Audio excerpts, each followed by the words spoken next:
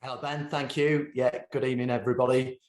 Quite simply, Driver Hire is a recruitment business. It's work from an office, and a franchisee typically has a team of staff. It's a management franchise, so they have staff to help them operate the business, typically anything between 2 and 6 or 7 people.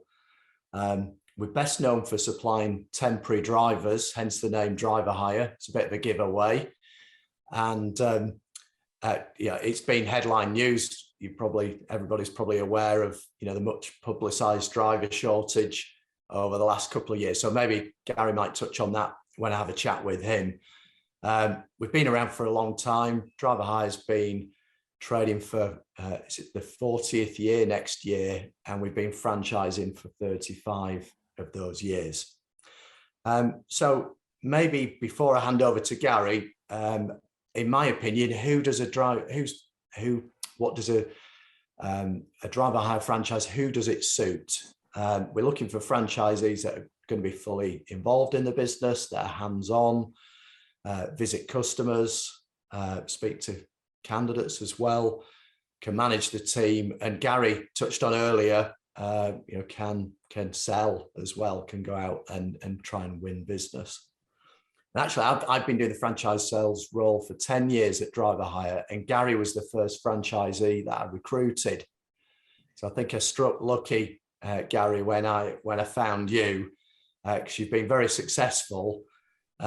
So perhaps for my first question then, what attracted you to franchising and to Driver Hire? Graham, I was involved in transport for a very young age, and the name Driver Hire, well, I was using them in the job I was in, and I never knew it was a franchise system. And I left where I was, and I had my HGV license, so I went to work for the person who was supplying me drivers. So in theory, I was just working for him. And he was chatting to me while I was registering, saying, well, why are you here? And I said, well, I've got to use this as a stopgap to find a job that I really want to do. And we got chatting. He said, well, why not buy a Driver Hire franchise? And literally 3 months later, I was through the door at Colchester. It was that quick. I know you're a quick decision maker, aren't you, Gary? You don't mess about when you want to do something. Actually, just whilst to talk about, and before I forget, I touched on the fact that there's been a much publicised driver shortage. It's been main news for a long time. How have you found that has affected your business? Not as bad as everyone makes out. The media definitely hyped it up. We always have issues in the summer holidays. We're blaming Ben here. Is that he is one of the main culprits now, Ben, you're not. You can tell me off later. I was approached 3 times to come on national TV. When I gave my story, they said thanks, but no thanks. So how has it impacted you? Has it been more difficult? It was difficult to get people in because everyone's busy. And if they're busy, they don't look for jobs. But 65% of my work is HGV repeat work. And if you've got the work and you pay right, you've got the right type of work for that driver, you will get the business. But you've got to work hard at promoting that to them. And that's basically what we've done.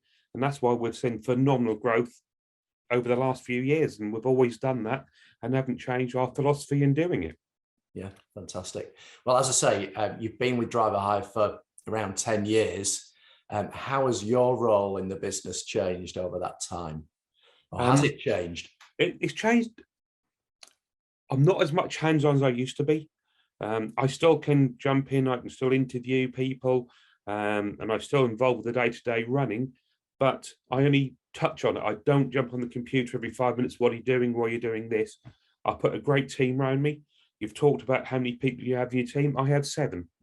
Yeah, which is really, really high for Driver Hire franchise. It's more than average. Yeah. I do it so I can have a great lifestyle as well. I can go and sell, which I love doing. I love doing sales. But I don't have to worry about how the operation of the business is going. Have we got the right number of drivers coming in? Are we interviewing them? All those things. And I can also come home early to prepare for this, or have a 3-week holiday, or whatever the case may be. And that's what Driver Hire does for me. Yeah. Okay. Fantastic. I can see we're both wearing white shirts. The difference is yours is Driver Hire branded. Tell us a bit about the brand then. How does that help you running your business?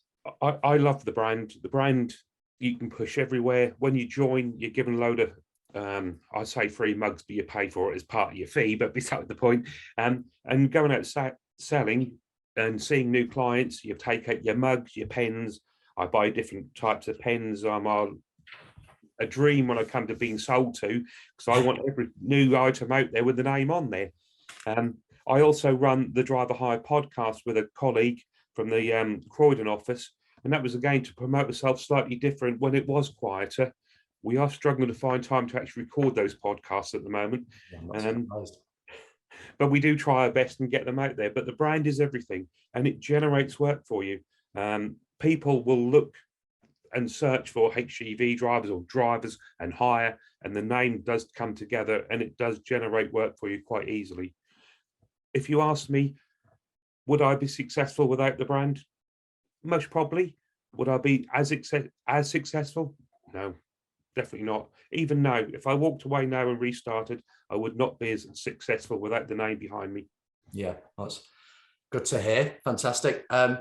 And now, unusually, for a franchisee that I've asked to help me out on it, you're planning to sell your business, which I know is part of the natural life cycle of running a franchise.